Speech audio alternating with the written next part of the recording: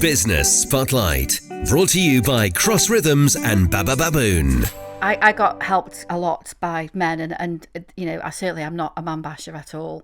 I've learned most of what I know by some really great guys that have got some fantastic skills.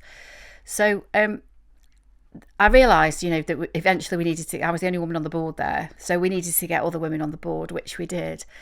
And I think sometimes, women get to the top and then they kind of pull the ladder up a bit.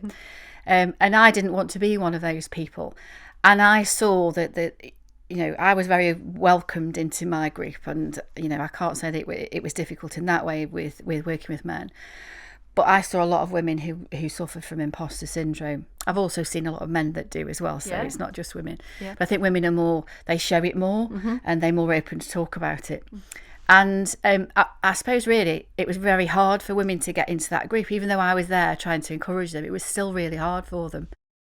Sometimes you just got to say, I'm going to do this. Imposter syndrome is still massive for a lot of women. I mentor probably, at the moment I've got about 10 women I mentor, right. And I do that voluntarily. And everyone suffers from the same kind of thing, the imposter syndrome. Should I be here? And when they're setting out on their own businesses, I was very focused about what I wanted to do. Fortunately, I've been very lucky to have support at home. I haven't got children. I haven't had to worry about that. And I see the pressures that women are under of, trying to make a name for themselves, trying to get the business going, as well as having all these other pressures and responsibilities. Yeah.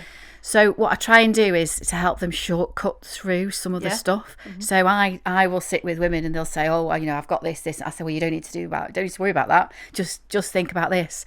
And they come back and say, yeah, I don't know why I was worrying about that. So it's very rewarding as well to be able to do that for other women. Business Spotlight, shining a light on our local business community. Brought to you by Cross Rhythms and BabaBaboon.